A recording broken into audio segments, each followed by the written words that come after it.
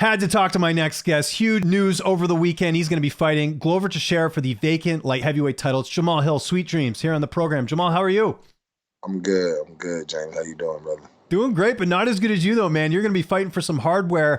I wanted to start first, actually, with the fact that you have done so much media over the last 24 hours. And again, I appreciate you taking the time here, but how's that been? Because I know you've had a lot of interviews. You're getting more popular, but what's this last 24 hours been like? It's been crazy, man. It's been crazy busy. Just getting things together, working, getting my workouts in and everything, and trying to line everybody up that who I got coming in to help and things like that. Yeah, getting everything in order, man. Is this something you're kind of getting used to as well? Because, you know, if you go out there and win that belt on the 14th, this is what it's going to be like, I'm sure, doing this media blitz. Is that something in the back of your head? You're like, this is what champ life's like. Nah, bro, I'm not worried about it. I'm really not thinking about that at all. I'm not thinking about what if I win and none of that. I'm just focused on being the best I can be in the fight.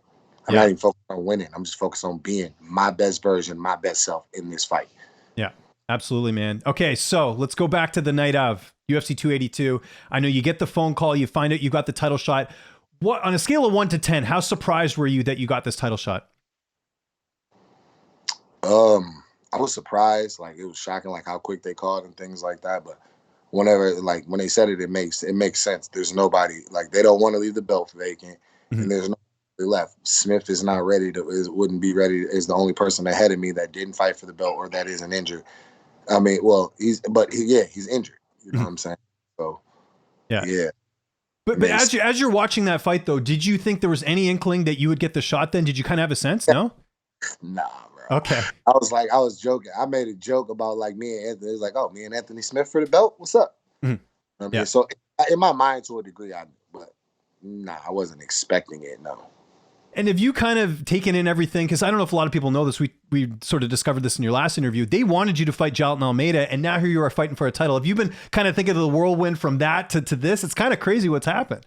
Yeah, that's funny. Man, it's crazy. Yeah. And again, so people don't know, there was also a possibility of you maybe fighting last week with I know they had called you. You didn't know who was injured. Like, so you sort of had a sense that the UFC had kind of flipped the script a little bit, going from Jaliton Almeida to, at the very least, they were thinking of you possibly coming on last week's card, right? The Jaliton thing was just like, they're like, oh, if you want to fight quick, this is the only fight we have available for you. Right. Oh, okay. I see. Yeah. You know what I'm saying? That, or you can wait and you can fight Smith.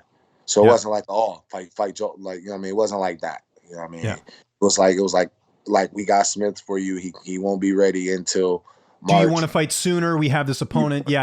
Okay, I get it. We have Jaliton. We have Jaliton Almeida. You know what I mean? In Brazil, if you want that one. You know what I mean? And it's like, bro, like, if he was ranked ahead of me and he would have got me a title shot, if he was in Smith's position, that's not the issue. It's about the ranking. It's about what you've done so far. I think people have to look at the rankings like that. Because Glover is a tougher matchup, and you know what I mean. It's in the same place, same date. So I'm home. Yeah, you're ready to go. Okay, so tell me about that conversation with Anthony Smith, because I heard you were the one who told the news to him. What was that conversation like? I wasn't able to tell. He was on the desk. So that reaction that you see online was his live reaction to him. Oh, was it? Okay. But you had talked to him after, though, anyways, right? I to him. He was just like, hey, bro, it's like he understands. Like, he understands the game. He's like, yeah, it like sucks for me. He didn't try to, like, he didn't have any ill or nothing towards me. He was actually happy for me. You know what I'm saying? So it was like, that, bro, appreciate you. Just your overall thoughts on the main event. What did you think, like, watching the fight after it was done? I know you said that you felt like Magomed won, but what did you think of the fight itself? I thought it was a good fight. I mean, like, I understand. Like, I don't really. Dana was so pissed and everything. Well, I guess I do, but I was just looking at it from through different eyes, I guess. You know what I'm saying? Like, I was actually trying to look for a winner and things, so I was paying attention to the little details. So I seen the little adversities and the little things that they had. Like, you know what I mean? My man's dealt with adversity. His legs was chopped down at the beginning of the fight, and he battled back from it. You know what I'm saying? Like, that was dope to me. Do you think there was a missed opportunity from Jan there with the fact that Ankalaev was injured and he couldn't capitalize? Yeah, 1000%. Can't have a guy not able to stand firm on both his legs, and then you can't go in and finish him. Yeah. Did you also feel like Jan was going to win once you saw Ankalaev was injured? Because I think a lot of people felt that way, that he would be able to take advantage. I felt like he had an opportunity to win, but like I really think Ankalaev is just really talented. So I figured if he could get him down to the ground, or could force like a clinch type situation. But yeah, there was a certain moment whenever like that one where he stepped back and it gave out. I'm like, fight's over. Yeah, I thought so too. The other leg when he did it to the other leg. Yeah, no, it's true. So when you find out it's a draw, what was your reaction? It was another Contender Series moment, like, oh shit. Yeah. Yeah.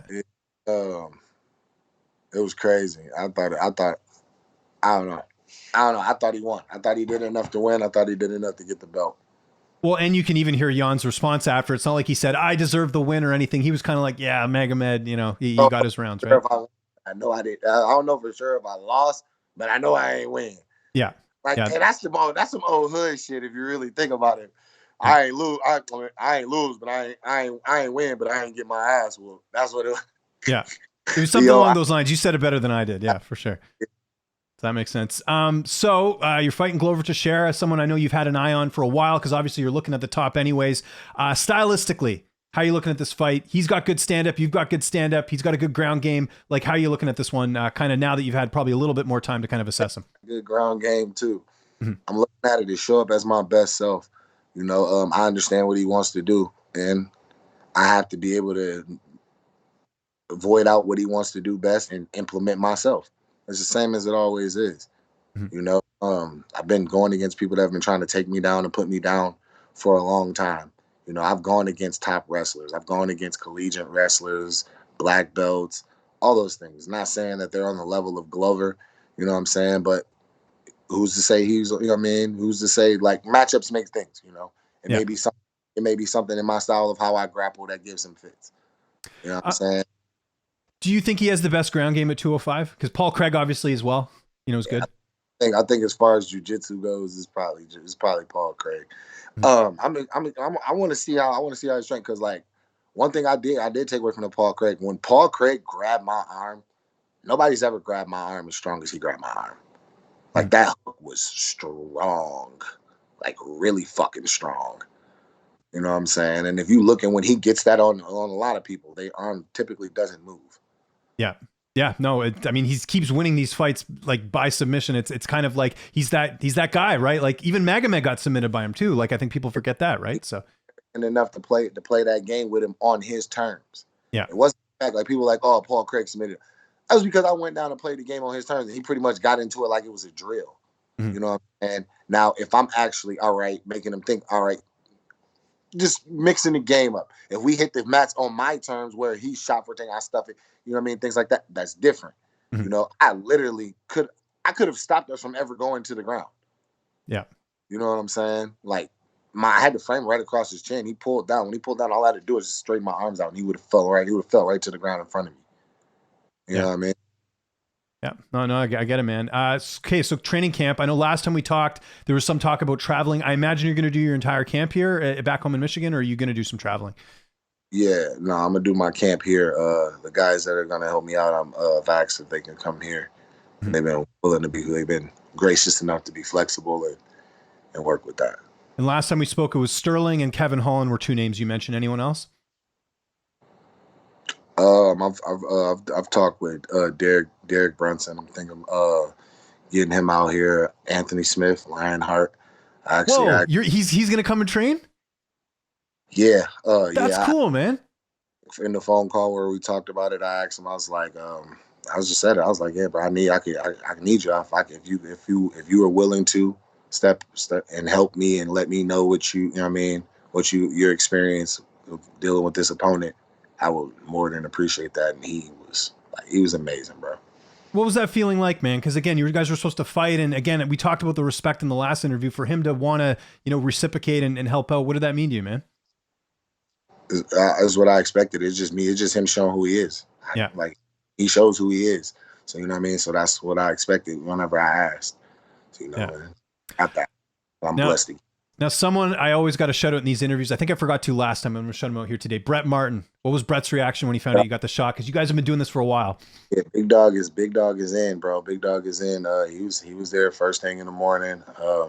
He's all in. He's on board. He's on board too. Yeah. You know, people don't know about my secret weapon, the big dog. You know, my man's was a collegiate All-American, all of that boy. So he knows his stuff. I've been working with him. We going. What was that conversation like? Because I know you were at the fights and everything, but when you actually saw him and he, you could kind of talk to him about the title fight, what was his reaction? Because I'm sure, like I said, you guys have been in this for a while. He must have just been so happy for you. Yeah, bro. He's just hype, bro. He's just locked in. He's just like me. Yeah. Locked. Like, let's go. Yeah, that's great. The weight, how's the weight cut going now? Because obviously it's 6 weeks. It's not in March. Weight on point, or how's that going? Yeah, weight's good. You know, everybody made the whole fuss about the video, about the stomach. I don't know. How's it looking? Let's see. How's it looking right now? Are we looking all right? Getting a little better? You just got some sodium in there, man. You just got to cut that out and you'll be back to the 6-pack. Yeah, we looking a little better. We looking a little better. Exactly. Yeah, that's good. So how does that affect the holidays? Obviously, you can't, I'm sure you get to enjoy a little bit, but you got to go down to Brazil and all that. How's that working out? I already had Thanksgiving. There you go. Yeah, it's all business. Any idea when you're going to be traveling down there? Or is it still like you're figuring that out? We got to go out at least 10 days before. Yeah. Do you know who will be making the trip with you? Same guys as always. My head coach, Chad Pomeroy, my grappling instructor and partner, Justin Andrews, Johnny Grigware, my striking coach, him in Matrix. And in my corner also this time we're gonna my head instructor he will be out in cage side helping me out and making sure that I'm on point. Coiler Gracie.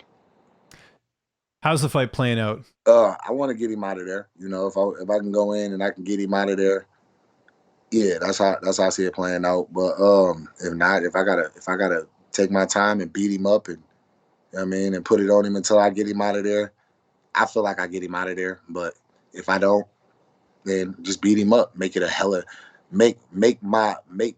assert my dominance as the champion. Yeah. No. You know what I mean? No, absolutely, man. Okay, we got to address the elephant in the room. We were talking off air a little bit. You saw my initial reaction to the fight, and I picked Glover. And I got to point this out. I think I picked you in every single one of your fights, and I've been very high on your skill set. And when we get to the top, this is what you do. I'm being realistic here because Glover is very tough to finish, and I know you can finish him.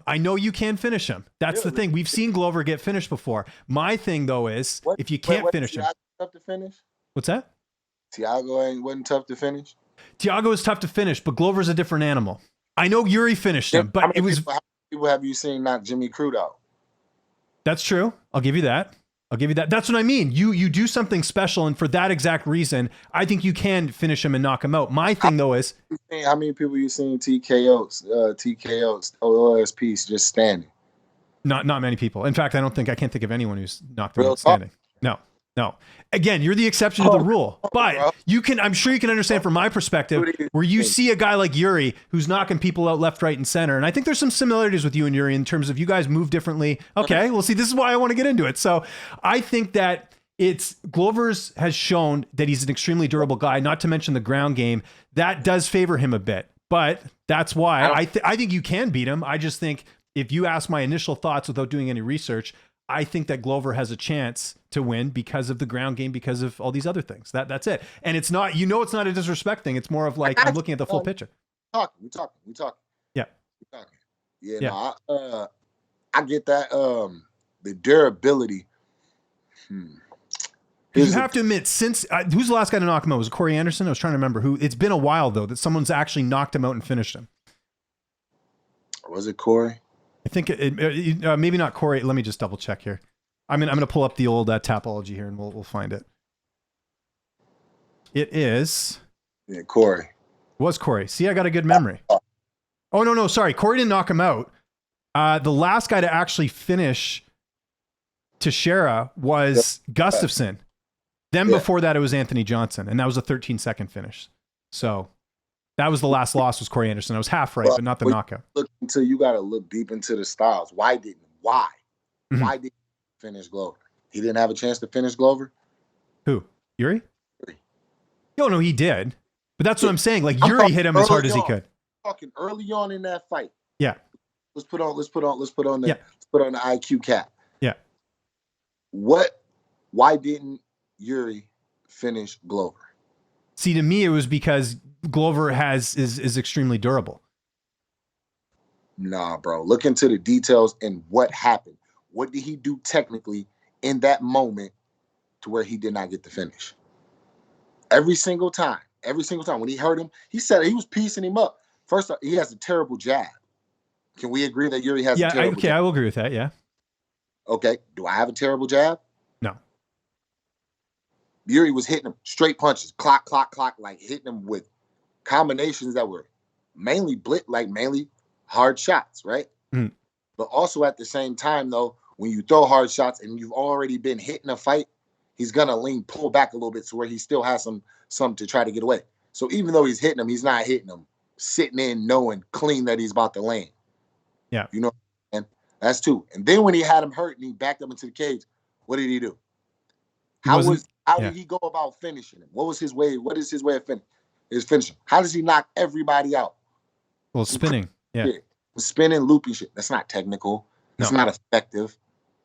And that's what happened. He jumped right in front of him and put his leg up. He grabbed his leg and took him down. Yeah, that's right. Yeah. Your momentum is off. All that. All right. He got down. Mm-hmm. Yeah. That's why he didn't get the finish. Why didn't Glover get the finish? Like it's a repetitive pattern that multiple people do. What happens when I hurt somebody? Who have I hurt that I did not finish? That's true. Yeah. When I hurt somebody, what happens? It's game over. Yeah. Yeah. No, you're right. We've seen Glover hurt somebody and they survive. We've seen Yuri hurt somebody and they survive. So when we talking about finishing ability, but you can compare me to nobody else, bro. Well, and the fact that you don't take much damage either. That's one thing with Yuri. He does, like, that's to his credit, he can dish it out, but he also, like, the Dominic Reyes fight, for example, he was knocked out briefly in that fight and was able to come back and finish him. You've never really been like that in any of your fights, right? Like, if you look at all of your performances, you don't get hit that much. So that is something that is different, right? So there you go. Yeah, sure. Okay. Oh, I see. I like this. I like the honesty. I like the openness. I did take a look at the betting odds. What do you think of Vegas having you at -130 right now? That's what I'm seeing. Oh, it is what it is, you know. Do you agree with it though? Should it be higher? Should it be lower? Like, what are your thoughts on it? I'm always gonna bet on me. You know what I'm saying? Mm-hmm. But I feel like I think that that they are putting it like that to where a bunch of people will load up early or bet in early on me. So like whenever the Glover line comes out and a lot of people try to load on him and it jumps to a difference or whatever. I mean, most people have already bet, you know what I mean? Things like that. And I think it's like a betting, some type of betting scheme. Well, yeah, the house has to, make some money off of it, right? Yeah. The narrative. I understand the narrative. The same narrative that you're talking about, that you're playing it, that, you know what I mean? I understand that. But here's the thing. You give Glover the grappling advantage, right? Yes. Why? Because he wants to grapple more? Well, because grapple more? Well, I mean, you look at his ground game, it is very good in terms of what he's getting. Okay, to the point of where I'll point this out, he's had one submission loss. So because his is good, mine can't be? No, it can. I'm just saying that we've seen more proof of him using his ground game as opposed to you. Is that a fair point? Give him the advantage. Well, but again, like you can understand where I'm coming from. It's like we have seen stuff that he's done. We haven't seen stuff that you've done. So there's that unknown. You're telling me it's possible for sure. I believe you. Because he had to. Well, that's true. Yes, good point. Because it is something. It's just another weapon for him. Yeah. I could say the same thing. Why do you knock guys out? Why don't you just submit them? Listen, bro. Because the fight starts standing. I go to the path of least resistance. Right. No, for sure. But of course. But I'm just saying in general, like that's one of the interesting things is like there's certain things we've seen and we have proof of. And then there's things where it's like we don't know 100%, and I think that's fair. So. That's that. Listen, that's why this fight's intriguing. All right. Well, here's the thing. All right. Well, then you got to actually look at the grappling that you've seen from me. What have you seen grappling? Very not that much. A little bit, but not a ton. Right. Let's go back. What do you seen? Debut. There was some grappling in that, right? Yes. I got taken down six times, right? I think so. Yeah. So then automatically people think that I have a problem with takedown defense, but my hand was broken. Right. So, I do remember that. Yeah. Of course. Defenses, which one of the big ones being fighting the hands. Yeah. You know what I'm saying? Yeah. But I understand that when I get down, how to get back up. Yeah. So I let him take me down. Whenever he shot and he was low, and it was a position where I would have to fight and put I let him have that. I just make it hard on you, bang, and then I get back up. Yeah. Right. Let's look at the Santos fight. Santos wanted to get me down the entire time, right? Mm-hmm. I did not want to be up under Santos for the simple fact he just throws punches. He Mm-hmm. throws shots, and he can do some damage if he gets on top of you. So what happened? I never allowed him to get in that position. The fight goes where I want it to go. It's been that the entire time. Even with Paul Craig. You know what I'm saying? When we got there, bang, I stopped. The first arm, even after I got out of the first time when he swung for the armbar, I could have stood back up. Mm-hmm. Like, you know what I'm saying? Everybody makes mistakes. You get caught. Cool. But other than that, what else have you seen that shows that I can't grapple or that I would just get dominated? Well, no, you're misinterpreting. I never said you can't grapple. I said we have not seen a lot of it. Yeah. No, I'm not just talking. No. I know. You're talking the critics, of course. Yeah. I'm posing a general question. You know what I'm saying? Yeah. Like, I mean, and this just really just for conversation. Okay? No, big time. And just, yeah, like to give some these conversations. I like these things. No, I like it too. Honestly, I wish more fighters were like you because I think people take stuff the wrong way. And I also understand the other side of it where I think people can be disrespectful. But just to give kind of some people some context, there was something I was going to ask you anyways. I mean, we've been doing interviews, 5 years back? I think KOP was the first interview we did back when you fought. It was KOP, right? Back then, I think was the first promotion that I remember doing an interview with you. Have you been able to kind of soak all this in? I know this was the plan all along, was to get to this level and get high, but with what's happened on the weekend, have you been able to kind of soak in the journey you've been on from then till now, where you are? I know this was part of the plan, but have you had a chance to take it in? In certain moments, it comes, you know what I mean, a little bit in certain moments, but no, I'm focused. I'm focused, and I just need to get prepared. Prepare myself. It's one of those things, I'm sure it's tunnel vision, and then after the fight, you can kind of take it all in. I hear what you're saying. Glover.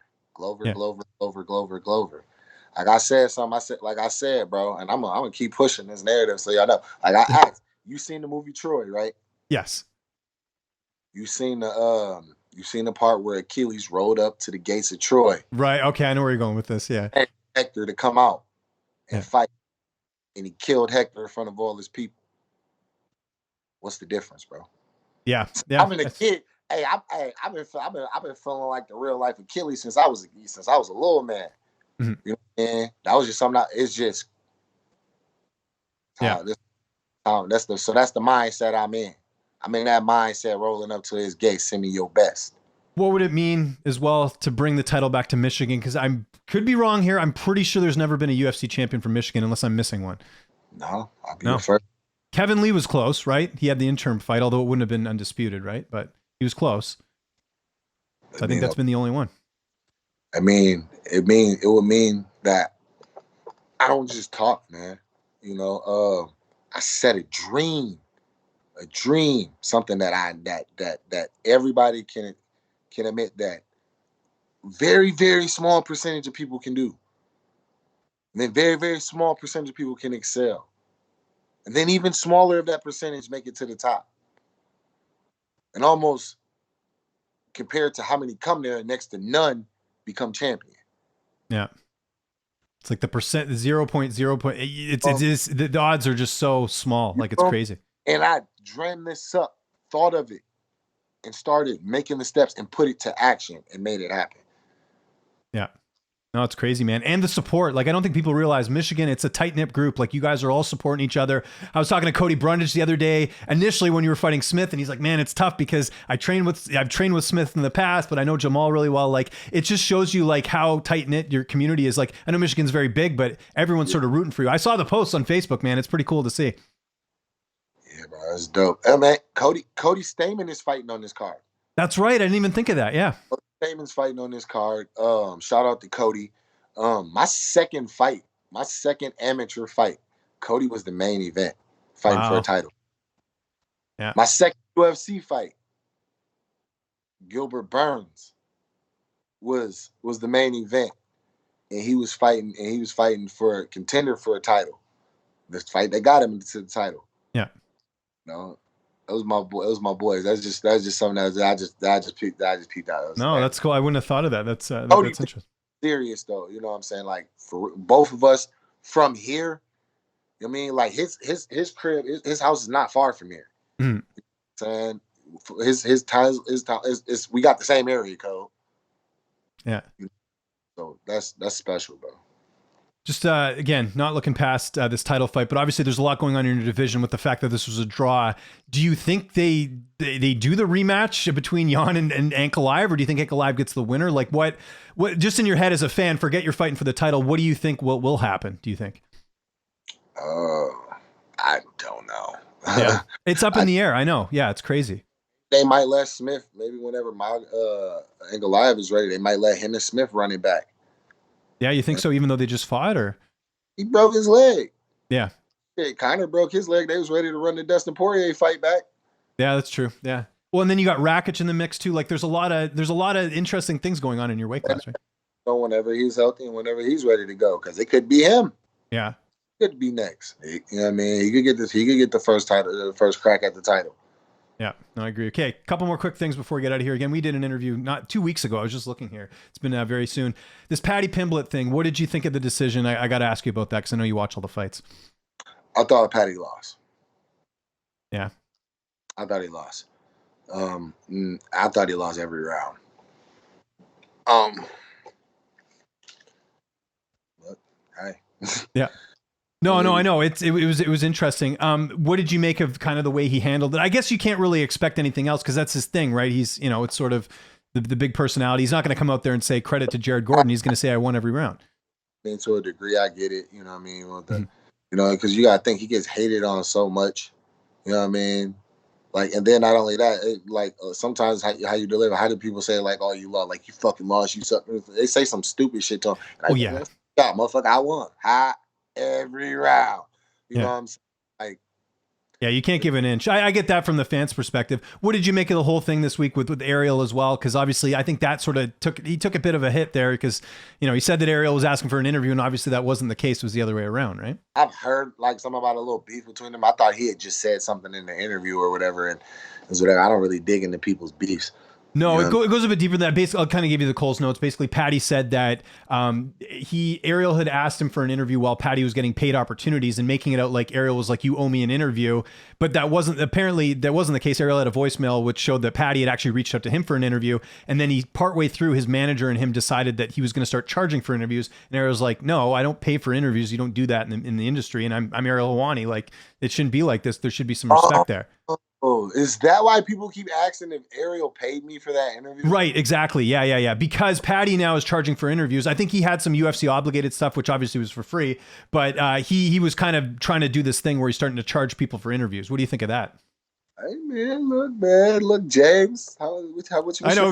Listen, what's your budget like, pal? Yeah, but let me ask you. But here's why you can't do that though. And here's the thing. And I understand. Like, you're taking time today. You have a million things to do. You're getting ready for a title fight. I understand that. My issue is if you start paying for interviews, and this is sort of the rule in journalism, there's a bias there, right? Because then there's money involved. That's where things get a little bit murkier, right? And I get people understanding that Paddy's a popular commodity, but if you start charging people for interviews, then whenever there's money involved, it's just no different than like if the UFC was like, here, we're going to give you money to go cover our event. You can't really do that either, right? There's a conflict of interest there, I guess. You see that side of it?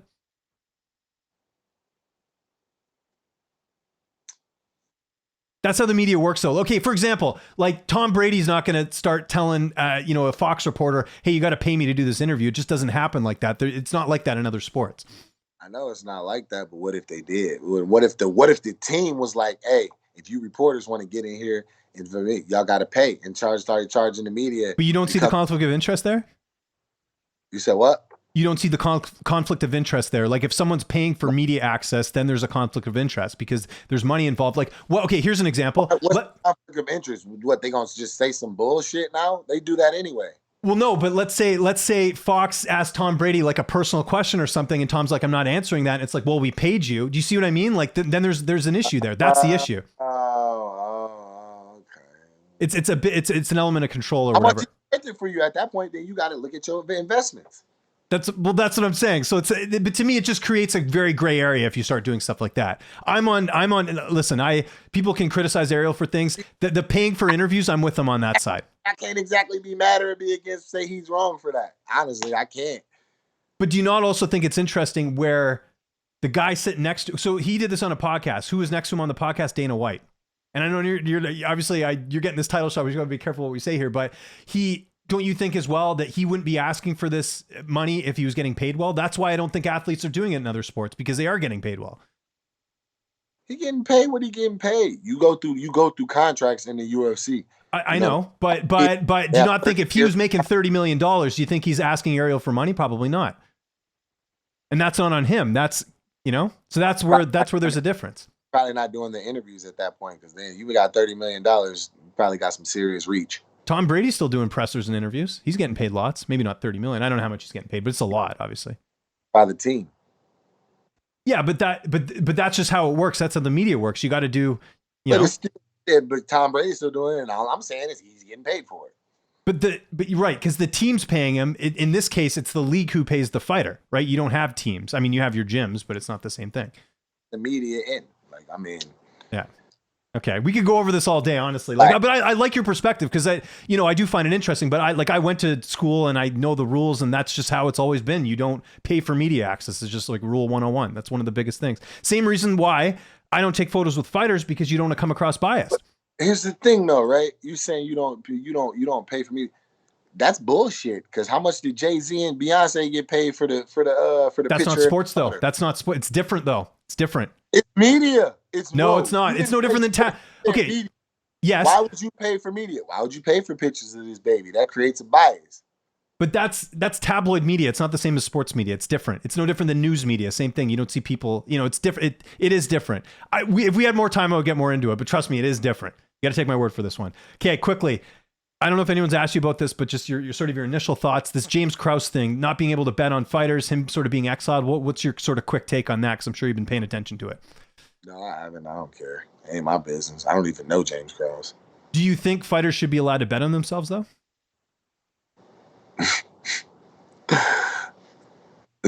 I'm gonna refer to the answer. It's a wishy-washy thing, because then next thing you know, you got dudes throwing fights and shit. You know what I'm saying? So no, they can't bet against themselves, but they would bet, like, for Justin James. Justin, he's from Michigan, trains at Extreme Couture. He bet his whole entire fight purse on himself, and then he lost. I don't have a problem with that. You want to make yourself some more money, but if you're confident in yourself and shit, I don't have a problem. Just to be clear, I'm not talking about betting your opponent. That would be that's like the worst thing you could do. That is fight fixing, basically, right? That's crazy. I'm talking betting yourself. The UFC has now banned it. So you, Jamahal Hill, cannot bet on yourself in this fight. Your manager cannot bet on this fight. Your coach cannot bet on this fight. That's the rules now. Yeah, I feel like that's kind of fucked up, but it is what it is. No, for sure. Take that back, because here's the thing. Yeah. Here's the thing, right? All it takes is for somebody with enough money from the outside to be like, look, bro, all you got to do is lose this fight. I'm going to bet on this guy, and I'll cover this for you. So it's kind of like, you know what I'm saying? But don't you think that would be pretty obvious? What? If someone was to throw a fight, don't you think that would be pretty obvious? How? It depends. Well, like, I don't know. You tell me. You're the fighter. Wouldn't it be hard to, like, make yourself lose or something? I don't know. No. No? Okay. Depends. Well, I'm smarter than most people are. Right. You know what I'm saying? But yeah. No, it wouldn't be hard.